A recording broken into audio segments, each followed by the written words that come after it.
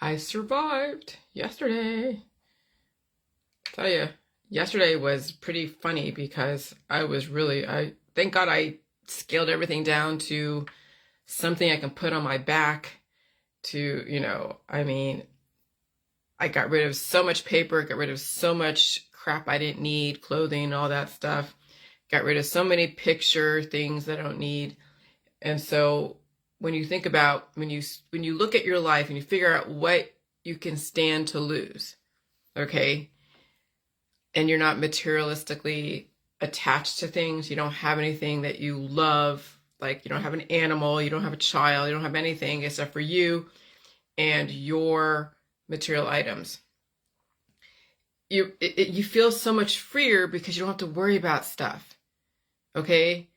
I mean, what is it, the papers that I'm like packing on my back? Just documents like birth certificates and social security cards, like your ID and maybe a little bit of money, not that much, because really you don't want to lose your money if you're hoarding money in your house and there's a flood or a tornado, all that money's gone. So you don't want to do that. Okay. So when you think about how much easier it is to scale down your lifestyle, scale down your belief system, scale down everything to where you can go at a moment's notice. And where would you go? It's not like you're going anywhere, but that you can stand to lose something, that you can stand to lose a bunch of stuff. Like everything in my house is replaceable. The only thing that I didn't say my computer is replaceable, but I really don't want to have to replace my computer. So, but if I get caught in a flood and my computer gets super wet, even though I have a waterproof backpack thing for the computer, even that can go. Okay? When you literally have figured out how to disengage yourself from all the material wealth, all that stuff that makes you who you are, and you realize that really all you need is your clothes on your back, and you don't have to own anything either. You can lose everything. You could lose everything and you would not be devastated. That's the ultimate place to be, where you're not going to feel such a pain from such a loss. And that's what I've conditioned myself over the years, is that when there is loss, and there's inevitably going to be loss, okay? That's inevitable.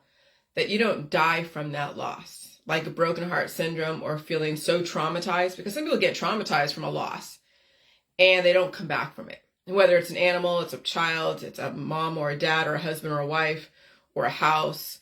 I mean, people that live in Mississippi, like I said, I would not want to live on the three coasts, because I would not want to deal with that kind of loss every year, or even think about how much you could lose every year, because then you build back up again in the same place and it gets destroyed again later on, and you're taking on animals, you're taking on items, you're taking on material shit, and then you lose all that. You just wasted your time, your energy, you wasted your hormones on things that are going to disappear like that. And it's already showing you the indicators. Okay? And so if I was in Mississippi for not even, maybe about a year before Katrina happened. Thank God I didn't get that job, because I was trying to get a job outside of the Imperial Palace and outside of waitressing and cocktailing and all that stuff. And I was thinking, oh, I want to be respectable and be in the office. And this is right after I switched from one military to another. And I wanted to get out of the cocktail industry, go into the office, but I didn't have any really experience. And so when I went to Kelly Services in Mississippi, they didn't take me, which that was my saving grace. Because if I would have stayed there, oh God, that would have been awful. So when I came back, when I actually made my way back to California from Mississippi, that's when I got into the office and I started doing all the different modules to learn Excel and Word. I learned a little bit of stuff in the military for to be a human resources person, or what was it they called it? They called it something else. It was like human resources, but it was doing orders for all the airmen and stuff, uploading orders and stuff, and then giving them out. And doing all the personnel stuff. Personnel, that's what it's called, personnel. But I had to learn all the modules in Excel and Word, PowerPoint, and practice those, and then go on to my temp jobs and then learn on the job. So a lot of stuff that I did over the years was building from nothing. Say I want to be this, I want to be that, but you got to do the fucking work. Okay, well here we go. So that was my whole thing about Mississippi. Not getting a job in Mississippi saved my ass. Not getting a job in Mississippi saved my ass. Now I look back on the last 20, 30 years, I'm like, holy shit. You know, so if I was living in Mississippi right now, if those of you who are living in Mississippi, if you can find a way to make your way up inland, because it's going to get worse. I mean, Louisiana, Mississippi, Florida, you guys the writing's on the wall. Now it's, do or die, because it's not going to get any better. If anything, when I felt so drunk the other day, 2 days ago, I felt like, the frequencies were insane. Okay. And people who know about frequencies, before all this stuff happened, they had arthritis and they felt the arthritis every time it rains. Or someone's appendix hurts, their appendix pains every time it rains. And that actually, I think, is from Shel Silverstein. I was looking for that poem, but I couldn't find it. But yeah, people's appendix pains every time it rains. People's arthritis hurts every time the weather changes. Well, now we're seeing major cytokine storms. Now we're seeing some major stuff that, oh gosh, if you're not feeling stuff before these crazy things, and you are so under the influence that there's going to be a storm inside of you that you won't survive. Some of you won't say anything because, either you're under the influence, you don't feel anything, or you don't need to say anything because you don't want to sound crazy to your mainstream friends who probably feel stuff too, but they don't want to sound crazy either. So you have a whole bunch of mainstreamers who don't want to sound like Jillian, so they all keeping silent, but they know what the fuck I'm talking about, but they'll never admit it to me because it means that, oh yeah, Jillian's right. And then that's like, oh, that's narcissistic Jillian, but whatever. You'll see. If you don't see now, you'll see. Because my husband yesterday, before I dropped him off to go take care of his stuff and everything, he had a cytokine storm in his lower intestine. He had poop a whole bunch. He had a diarrhea a whole bunch. Like literally, he had a storm. And of course, so him having that reaction, I'm sure his back hurts a little bit, but he actually slept really good last night. He's actually right now in Alabama. But he slept really good last night on the bed that he was over, that, and it was like I guess a harder bed, but that's fine. But he slept pretty good, and he's excited for his day to go fishing and everything, and I'm happy for him. But yeah, he felt the storm. I felt the storm the day before. Remember, I'm sensitive because I purified myself with the salt and the water, and then got off of that, so I didn't cure myself, C-U-R-E. And then I understood my alimentary canal, opened up my system so I could feel the fluctuations and release the demons when it's necessary. And so now I could probably now figure out with annotating these patterns. Okay, remember we were feeling stuff the last couple years, and some of us are still feeling stuff, right? Because you still have predisposed issues.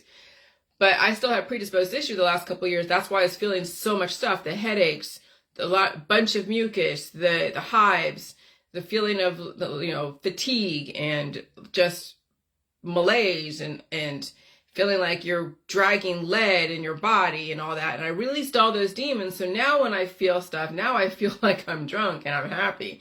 Now I feel hungry. Now, when I feel the frequency shift, now it's a very different feeling since I don't have the predisposed issues. Okay. And so now we can look at the patterns.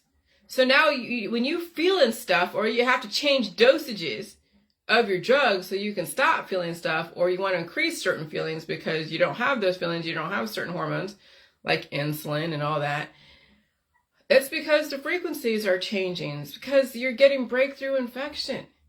Okay? So 2 days ago, I felt like I was so drunk as if the atmosphere was so in flux. Well, yeah, we had major devil winds yesterday. Okay, so yeah, Mississippi got hammered. People were in storms traveling south. And so, and of course I didn't know what's to come. I mean, I know that Ohio is the Ohio Valley, the Great Lakes is going to be the place. It's not going to be completely sunk under the ocean, and we might have a few flooding here and there, but allegedly the future projections, though shit can change, nothing is guaranteed. Okay, is that Ohio and somewhere is going to survive all this climate change, and parts of parts of Idaho and over that part of the west side of the U.S., but not the west coast. And and so there's different places, very small places are going to be like Texas are going to be okay during all this, but I mean Tornado Alley, I would not want to live there. But as far as the coast, no, I wouldn't want to live there. So I could deal with the fluctuations. I'm just ready and I'm prepared to lose everything. I'm just prepared to lose everything. Okay.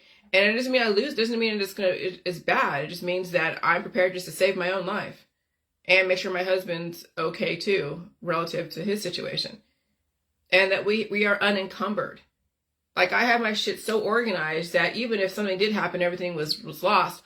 All I could, and even my stuff, all my stuff is organized, and I have just the 3 things in my backpack that I need: my business and a few documents, my business paperwork, and a few documents for IDs and all that, and that's pretty much it. Like passports, and that's it. Marriage certificate, even then you can get a copy of that. But I mean, I'm already fingerprinted in the system. So all I need is a fingerprint, biometrics.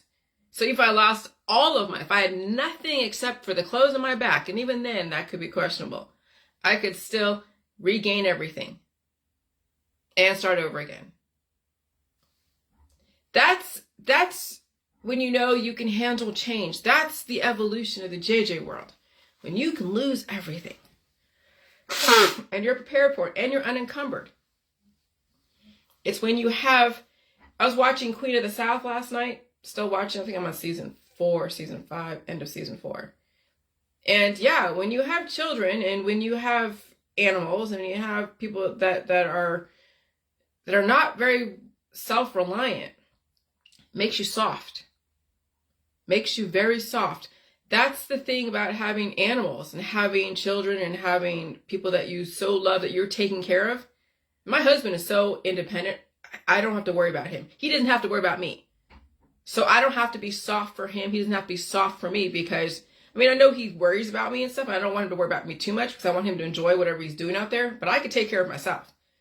And that's exactly what the gift that I've given to him, as well as that's the gift he's given to me. And I know eventually maybe one day I might have to take care of him, but I'm prepared for that. And I'm already prepared for that. But yeah, having things that you're having to take care of, children, animals, and all that stuff will make you soft because this world right now is really crazy the way it is.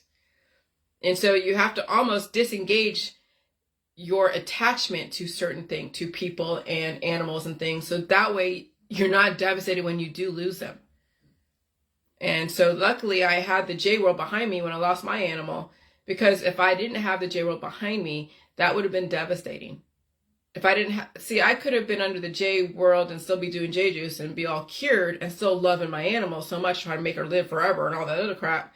And then she would have died and I would have been like freaking destroyed because I would have been cured in that attachment. It was when I realized that, okay, at some point it was not going to happen. And I was able to purge out those demons of trauma, that I was able to get through it without being totally destroyed, despite all of my high pie in the sky expectations. Okay.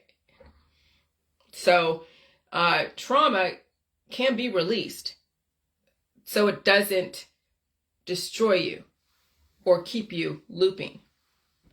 But you have to understand how to release that trauma without compounding it.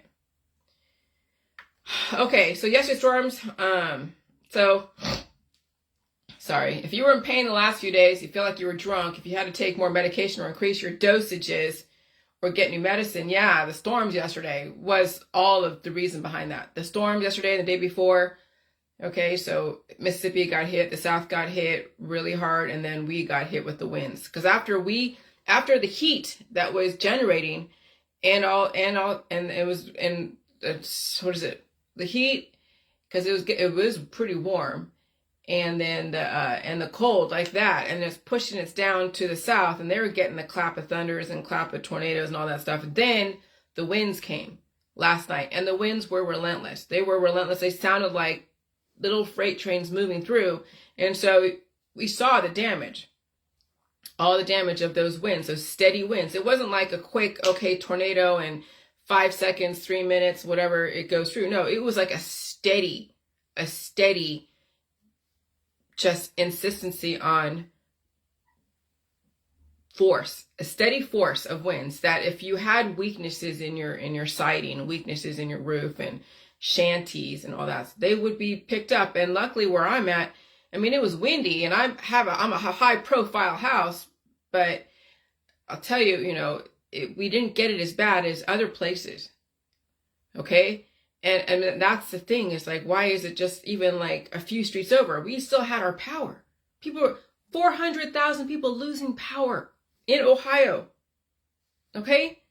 And even places that are northwest of me, just like maybe a few miles up the road. That's crazy. It's almost like having one house survive a tornado and every house is demolished. Like, how the hell does that happen? Shit happens like that. My God, my nose. I was blowing my nose last night, like major.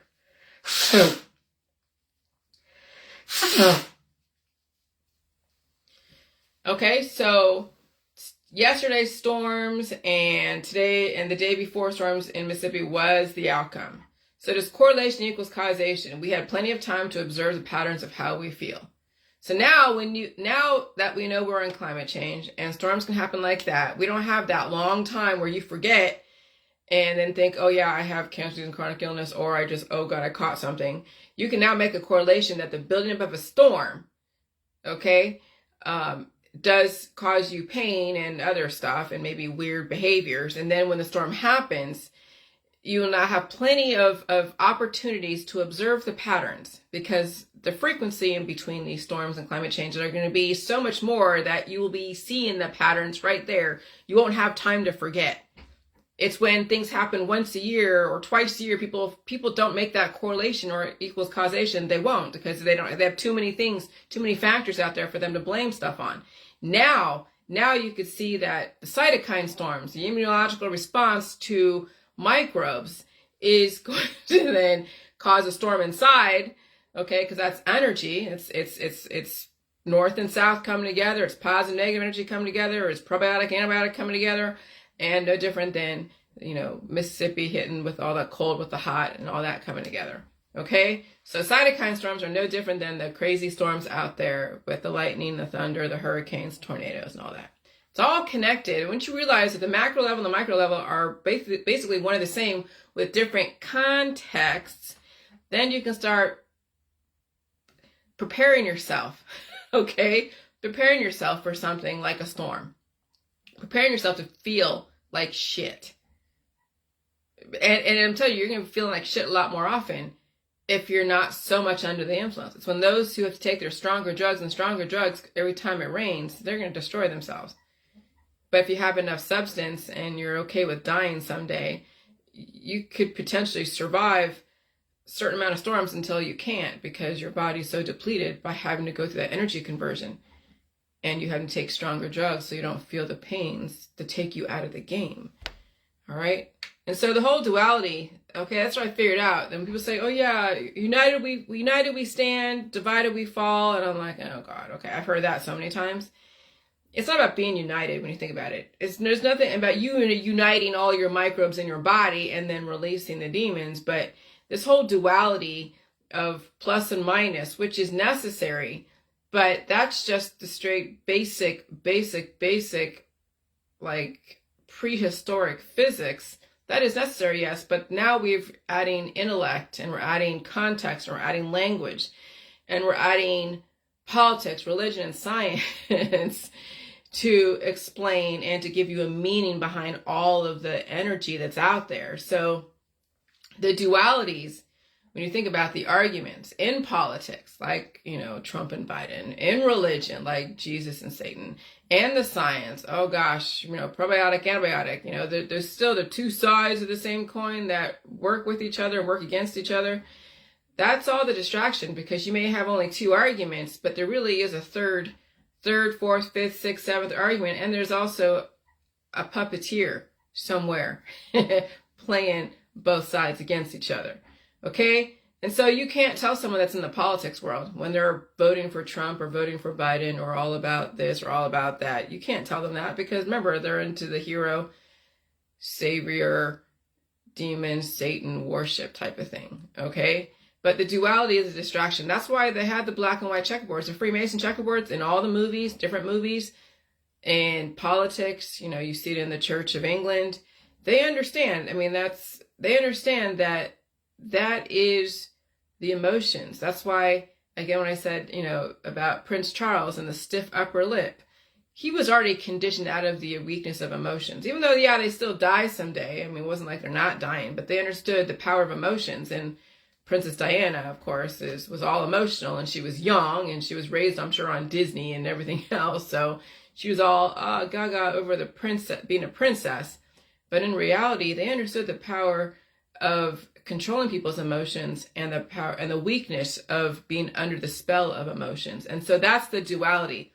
When people are emotional against the dosages, or even for the dosages, people are emotional of what's going on with this evolution.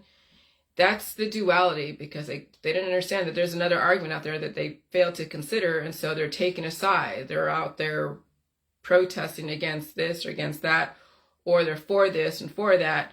I'm just saying, I'm not even for the New World Order or against it. I just understand what's going on, and I'm just trying to save myself. Because believe me, I don't like watching my friends and family die prematurely. I don't like watching the suffering. It sucks to be attacked when you're trying to give people a different opportunity. But I'm just trying to save myself, and then in turn, my duty to humanity is to give another truth. Whether or not you take it or not, I could give a shit.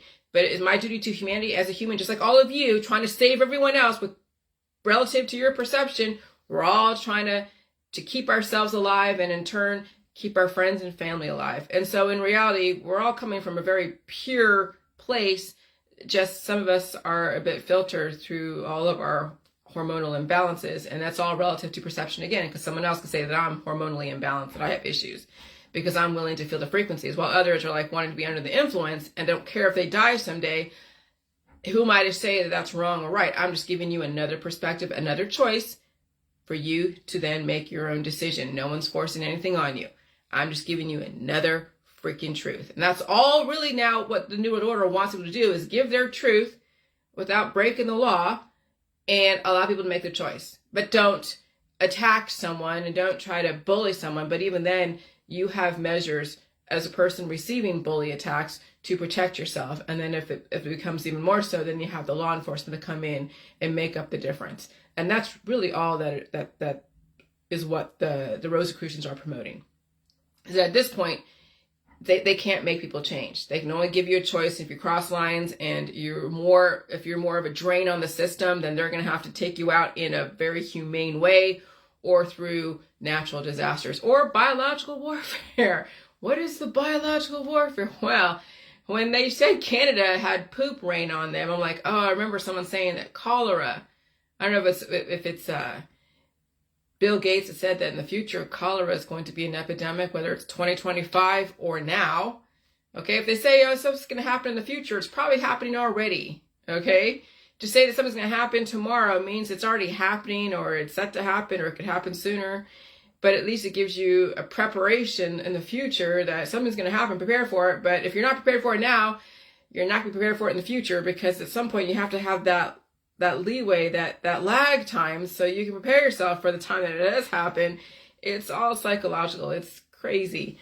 And so with poop raining down on people in Canada, and they don't see any planes, hey, I'm not a conspiracy theorist, right? Of course I am, on some level. But I mean, if I want to say, oh, I'm not a conspiracy theorist, but I'm not saying anything is intentional, because that's just a conspiracy theory. So you can figure out scientifically how shit falls on people, okay? And there's no planes in the sky. I would love to know the physics on that. That may be something that's higher than the stratosphere or higher than the troposphere that you can't even see, right? Because you can only see so far. And then if you do have a telescope, you have to know where to look and then know how the jet stream is carrying stuff. But we have so many satellites and so many things that are orbiting the Earth.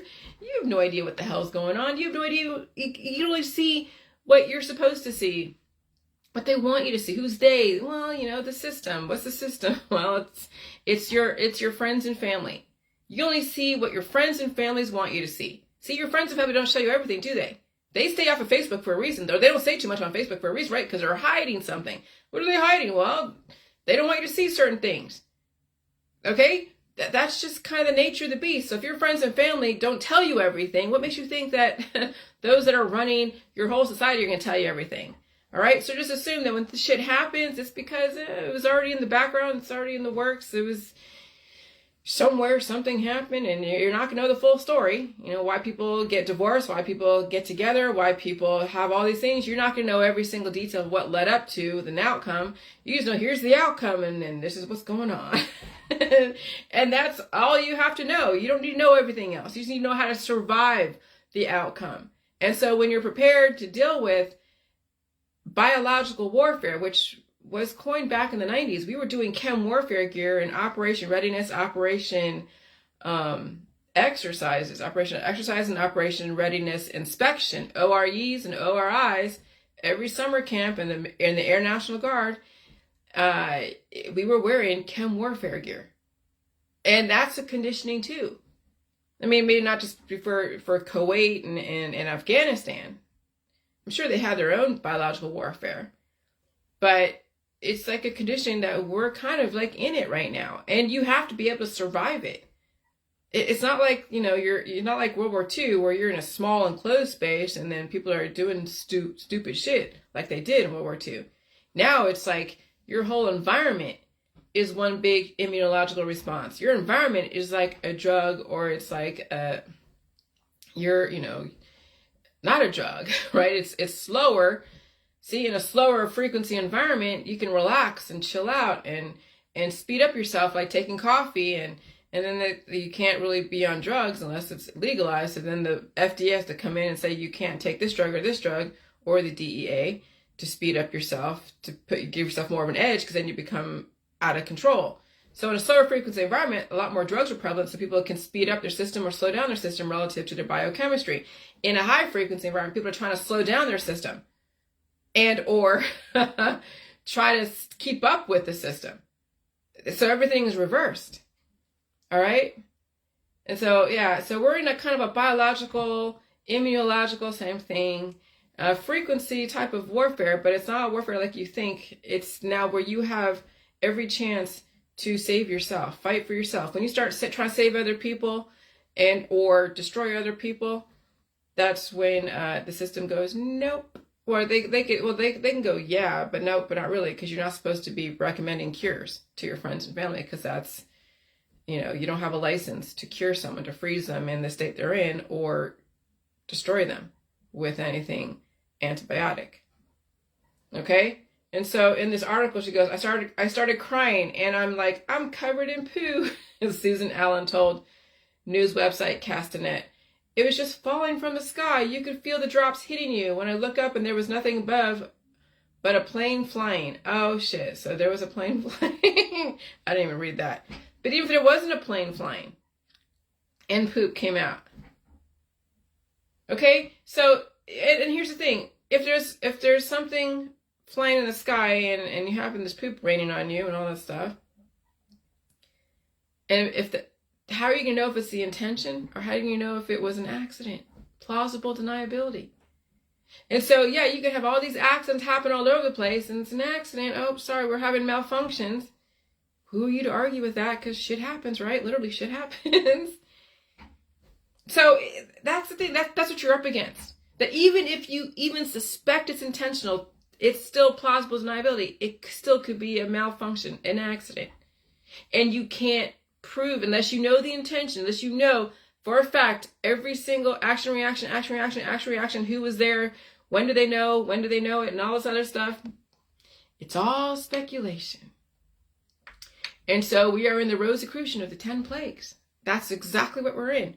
Okay, I'm not even saying only Jewish, because we're not trying to be like that. We're not trying to be anti-anything. Anti-Sem, I'm not going to say the whole thing, because I really don't want to put that word out there. But it's Rosicrucian. Remember, Rosicrucian is the duality, the Hermeticism. Okay, Rosicrucian is the Jewish mysticism, Christian Gnosticism, Hermeticism, which is the Greek mythology, Greek history, Romans, Egyptian. It is everything that you're seeing on Facebook. Everything, the star seeds, all the different religions, the 1970s Weather Underground. Now you understand where Weather Underground came from? Students for a Democratic Society, SDS. Yeah, the weather has everything to do with longevity. That's why I call it the devil winds. Because when the devil winds are blowing, you know the cytokine storms inside your body are blowing too. And so yesterday I did have to take a nap in the middle of the day, but I didn't feel like super bad. I just was like, okay, I need to take a nap because those winds were pretty strong and it was warm outside. It was so sunny outside, and then it became cloudy, and then it was sunny and cloudy, and then windy, and then rainy, and it was just all these different. It was like having all your hormones just come out together and just be an influx, like I was feeling the other day when I felt drunk. And so water turning to blood, algae bloom. See, that's, when you look at now what's going on, you look at the 10 plagues in Exodus, okay, which is in the 5 books of Moses. Now you're seeing the 10 plagues being played out in modern day. And so water turning to blood, algae bloom, right? Red tide or algae bloom. Frogs, water flooding. When you have frogs, they're amphibians, they need water. And you have a bunch of tadpoles, little hydra, look like little spermies. And so you have a bunch of water, a lot of water flooding, because you don't see any floods in the 10 plagues, but frogs give representation of water amphibians. Lice, trolls, little things that just bite you. And lice aren't bad, it's a pestilence. And you have to get rid of them. And you have to put measures down. You have to comb your hair. You have to, not put your head on different things. I haven't had lice ever since I was a kid when we were in school. That was the last time I had lice. But that was showing you that there's pestilence. There's little trolls that are just, torturing you they're biting you and your head's itching, and all that stuff. Okay? So lice are all the trolls, all the people that want to antagonize you for your belief system. Call them lice. Flies, flies are death. When you have we had, mice that would die because we put out mice poison and stuff. I know people are like, that's so inhumane. Well, sorry. It's either me or the mice. I'm not sharing my house with a bunch of rodents, okay? So when the mice die somewhere, and then I see a few flies around, and they're big, fat maggot flies, and you're like, oh shit, something died somewhere, and then I find out later on down the road. Haven't had any mice in this house actually in the last, few months, so that's great. But yeah, when you have a lot of flies, just like in the horror movies, a lot of flies equals a lot of death. Because there's something that's scavenging. There's maggots growing in something dead, and then it produces flies. And the flies lay eggs in the dead things, and then it produces maggots. It's a cycle. It's how they clean up death, right? And so livestock pestilence, what you think about, well, yeah, livestock pestilence, yes. But human livestock pandemic. But that's no different. Yeah, that's your animals, your domesticated animals, that's your farm animals as well as your pets. But when you think about it, boils is the same kind of thing. Infection. Boils is infections, pandemic. Hail, tornadoes. You don't always get tornadoes with hail, but when you have so much hail, that means there's a major energy shift somewhere, and yeah, you could have really crazy energy that could turn into a tornado. Usually people say that when they see tornadoes or experience tornadoes, there's usually hail somewhere in the vicinity.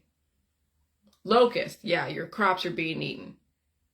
When we are relying on traditional means to feed ourselves, like farming, then you're going to be subject to locusts, an animal that will go and eat all of your crops.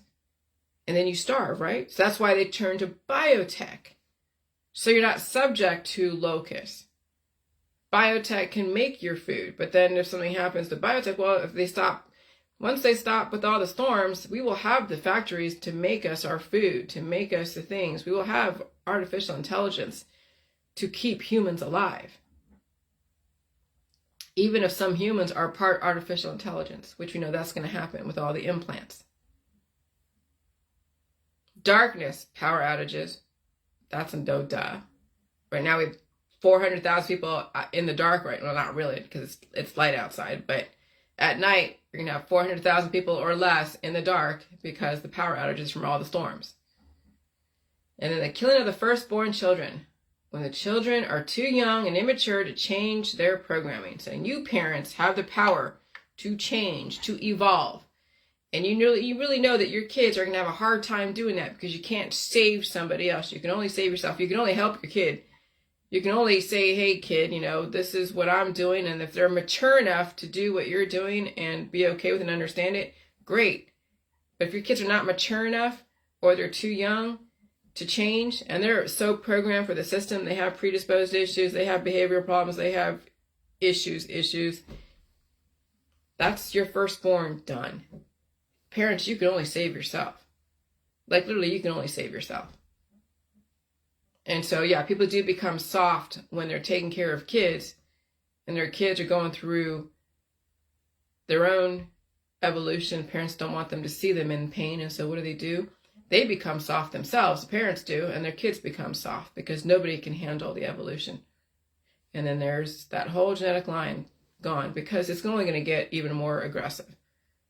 It's not going to get any easier. And if parents are already soft and kids are already soft, yeah, we know where that's going to go. So there you go. That's the Rosicrucians. I'm not even focusing on even any specific one component of the Rosicrucians because that's called discrimination. The Rosicrucians is everything. Is all the politics, all the religions, and all the scientific dogmas. Every belief system that you hold, I don't care what it is, was developed by the Rosicrucians. And I'm not saying stuff didn't happen in the past. I'm sure it did. But how you spin what happened in the past and how you want to program society is in, what people have done for years. And so any old text that you get, yeah, that was one programming that was then evolved into a new text, a newer version, a revised version. And then you have the new age religions and all that, and it all came from the same shit. Then you realize that you're all just doing is reinventing the wheel. When you stop playing the duality game, you stop playing those games of activism and demonizing and hero worship, stop playing those games, you save yourself, you realize that none of the material shit out there really was worth a damn, that really your life is worth more than all that bullshit in your house that you've collected over the years, then you figured out the game.